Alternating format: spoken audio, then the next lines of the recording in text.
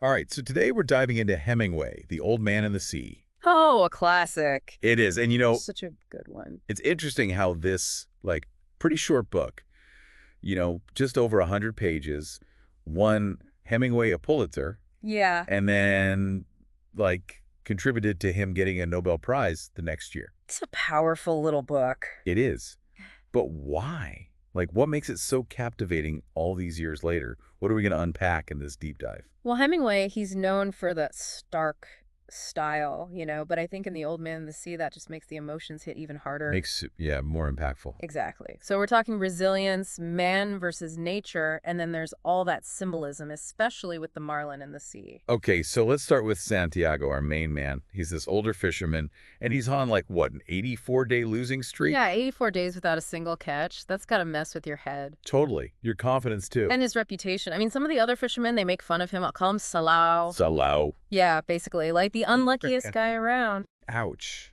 That's harsh. It is, and then others just pity him, which, maybe that's even worse. Yeah, I'd rather be mocked than pitied, probably. Right. But even with all that, he still goes out every single day. He does.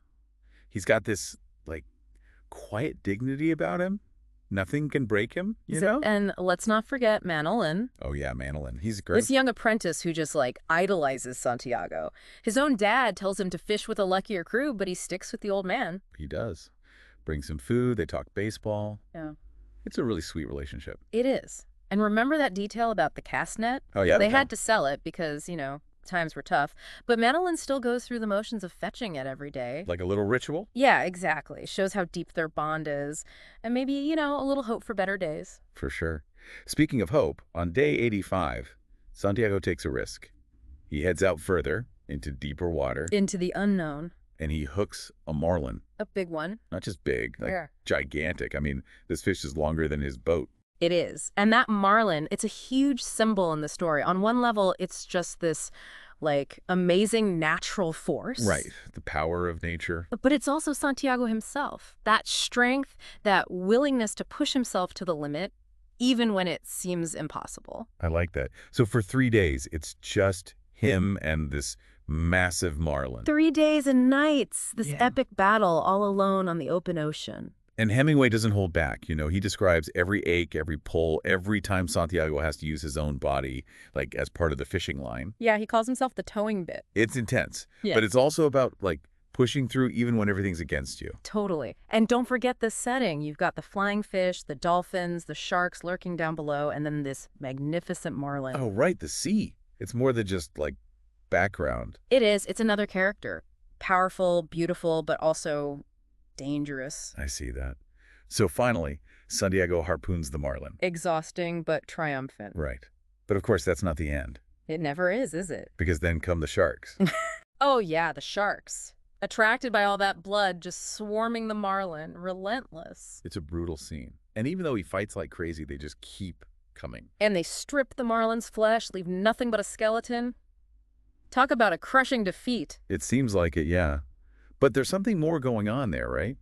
Something about resilience. Oh, absolutely. That's where things get really interesting. Okay, I'm ready for part 2. Yeah, it's like his physical journey is mirroring something inside him, Oh, I see what you mean. He comes back empty-handed, his body's all messed up. But he's brought back something else. Exactly, something you can't see. Okay, yeah. But, I mean, on the surface, he lost, right? The Yeah. marlin's gone, just a skeleton. True, but remember when Manolin finds him? Yeah, asleep, exhausted. And Manolin's heartbroken, seeing Santiago's hands, how beat up they are? But he doesn't give up on him. No, he doesn't. He sees past those injuries, sees Santiago's courage. He even promises to fish with him again. Right. Which is huge, because his dad told him not to. It is. It's loyalty. And it shows how much faith Manolin has in Santiago. Gives him purpose, even after this loss. And then there's that image at the end. Santiago dreaming of lions on a beach in Africa. Oh, yeah, the lions. What do you think they mean? Well, they're young, strong, full of life. Totally different from Santiago, old and worn down. You're right. It's like a contrast, right? Yeah, so maybe it's about hope. Even after defeat, there's a chance for something new. Could be. But it's interesting that it comes right after Manolin's loyalty, too. Maybe it's about how life keeps going, experience and youth working together. That's a cool thought. And speaking of things working together and not the sea in this story, it's more than just water, isn't it? Oh, definitely. It's practically a character itself. And those sharks, man, they're terrifying. I know, right? Just this relentless hunger, stripping the marlin down to nothing. It's brutal. But they also kind of represent something bigger, don't they? Like how life can be unpredictable. You got it. They're those destructive forces, those things that can just come out of nowhere and snatch away everything you've worked for. So like a reminder that you can't always win, no matter how hard you try. Exactly. Even when you think you've won, something can come along and take it all away. And Santiago, he gets that. He does. Yeah. He knows he can't truly own that marlin, you know? The sea, it always takes back what's hers. So if that's the case, then what does it mean to win? Is Santiago a success or a failure? See, that's what makes Hemingway so good. He doesn't give us a clear answer. So frustrating, but also kind of cool. It is. He just shows us the struggle, the loss, the good moments, and lets us figure it out for ourselves. And I think that's why so many people connect with this book, right? Yeah. It's not just some simple adventure story. It's about the hard parts of life, too. It is. The ups and downs, the beauty and the cruelty. And it's all there in that marlin skeleton, too. Oh, yeah, the skeleton. What a powerful image. It is. So stark and empty. It shows how big and strong the marlin was. But it also reminds us that everything ends, you know? It does. Like a symbol of both loss and resilience. Exactly. And it's a symbol of Santiago's fight, too.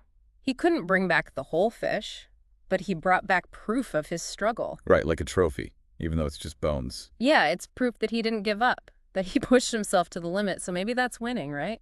I like that. So maybe the question isn't about conquering nature or bringing home a prize. Maybe it's about something deeper, something that lasts longer. Maybe it's about the journey itself, you know, the choices we make, the challenges we face. And how we face them. That's what really matters. It really makes you think, doesn't it? About what really matters in life. It does. And the crazy thing is Hemingway does all this with such simple language. Yeah, he doesn't waste any words. Out of a single one. But somehow it's still so powerful, so emotional. Like he just gets right to the heart of things. He does. He doesn't tell you what to think, you know? He just shows you Santiago, the sea, all those little details.